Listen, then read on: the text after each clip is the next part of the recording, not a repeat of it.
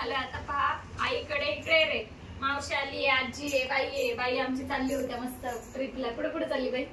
म्हणून बाईला भेटण्यासाठी खास आलोय आम्ही. काशी, अयोध्या. मोठ्याने बोल. काशी, अयोध्या, अजून बनारस. बाई चालली आहे ट्रिपला, देवदर्शनाला. अजून कुठलं तरी देवस्थान आहेत बरीच. आणि आता बघा माहेरी आलं की भूक कशी जेवण आलं तरी लागतेच ना.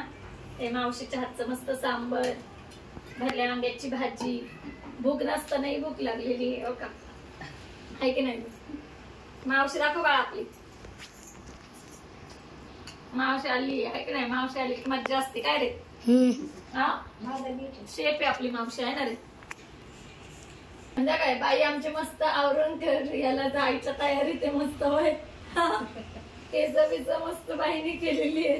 डाय बी. हा काय ग बाई? बाईकडे आम्ही फोन पण देणार आहे. फोन तिला कुठं कुठं गेली करण्यासाठी. फोन येतो ना वापरता? अगं पण वापरता येतो ना. हा मग तेच म्हणतोय आम्ही. या सगळ्यांनी मस्त पैकी जेवायला.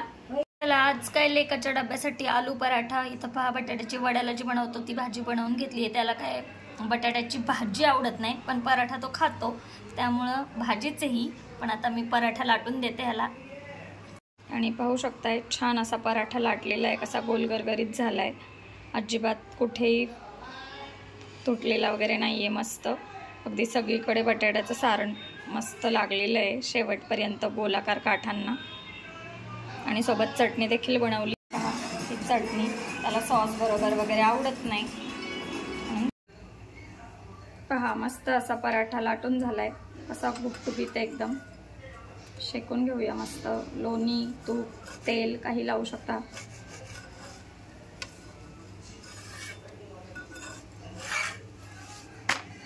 एका पराठ्यातच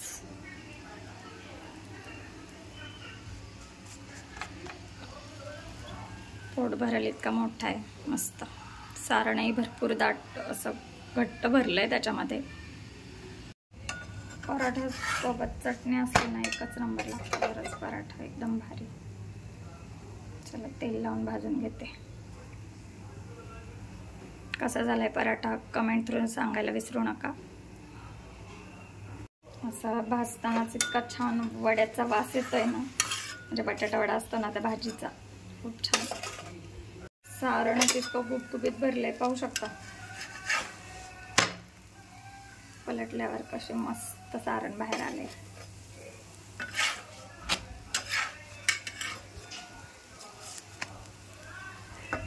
चवीला तर एकच नंबर आहे. मस्त खरपूस शेकला गेलाय. असे सगळ्यांसाठी मी पराठे करून घेतले. लच्छा पराठा असतो तसं. हे पहा बोंबिले. हे आहोंनी आणले होते कोकणातून येताना आणि मस्त स्वच्छ करून ठेवलेले. त्याचं डोकं शेपटी वगैरे काढून व्यवस्थित साफ करून ठेवले ना की छान टिकतात. आता याची चटणी करायची आहे म्हणून मी भाजती हे. आणि पाहू शकता आता या जाळीवरच मी भाजणार आहे. गावाला कसं चुलीवर वगैरे भाजता येतात ना. आता इथे कसं आहे त्या परिस्थितीत आपल्याला जुगाड करावा लागतो. तर गॅसवर अशीच एक ही जाळी ठेवली आहे आणि त्याच्यावरती छान भाजून घ्यायचे. छान होते अशी सुद्धा चटणी. भाजताना फक्त हे ना सारखं हलवत राहायचं. जरा बाजूला एकसारखे करत राहायचं. जे भाजले ते बाजूला घेऊन.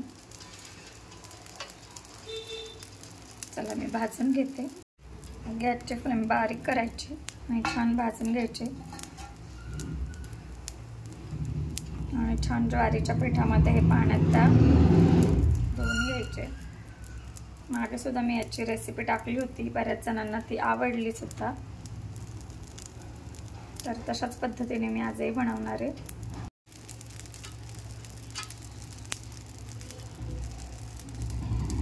बोंबलाच्या खांडक्या म्हणतात. अशा हलवत राहायचं. आणि पहा ही पिठाचीच परत आहे तर त्यातच ह्या भाजून टाकल्यात. आता पाणी घालते आणि हे मधला काटा काढून घेणार आहे. काटा ठेवला तरी देखील चालतो. हे नरम होतात छान.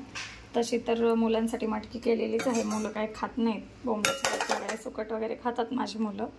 तर मुलांसाठी मस्त मटकी केलेली आहे. छान तर्री बघा घरच्या मसाल्यांनी किती छान आली आहे. हे पहा या बोंबलाच्या खांडक्या ज्या आहेत त्या या पाण्यामध्ये ठेवल्यात पिठाच्या, स्वच्छ धुवून त्या मऊ होतात आणि त्यातला मधला काटा असा काढून वेगळा करून घेतलेला आहे. आणि इथे पहा मिरची आणि लसूण आता मीठ घालून हे वाटून घेणार आहे. मस्त झणझणीत आपण खरडा करून घ्यायचा याचा आणि मस्त बोंबलाची चटणी करायची. हे पहा लसूण आणि मिरची वाटलेली आहे. लाल तिखट पण आपण घालू शकतो. मीठ घालून वाटलंय. एका ताटलीमध्ये काढून घेतलेले आहे. हे सॉफ्ट झालेत पहा बोंबलाच्या खांडक्या. बारीक तुकडे करून याचे घेतलेले आहेत. काटाही मधला काढलेला आहे. एकदम कोवळा असेल तोच ठेवलेला आहे. कवळा कवळा असं पाहून बघा भरपूर असं तेल घातलंय. त्याच्यामध्ये हा लसूण मिरची चांगली परतून घ्यायची. लाल तिखट पण घालणार आहे मी थोडंसं. 1 चमचाभर तिखट घालते. लाल तिखट घालतो. थोडीशी हळद, मीठ तर आपण वाटतानाच घातलंय. आणि आता या बोंबलाच्या खांडक्या आणि पाणी घालून मस्त चांगलं शिजवून घ्यायचं. आणि हा तवा जो आहे ना तो खास बोंबील, सुकट आणि खारा मासा तळण्यासाठी आहे. चला खांडक्या घालून परतून घेऊया. पाहूनच तोंडाला पाणी सुटलं. आईला बाजरीच्या ज्वारीच्या भाकरी बरोबर मस्त एकदम. मला मिक्सरचं भांडं धुवून मस्त पाणी घातलंय. छान शिजवून घ्यायचं.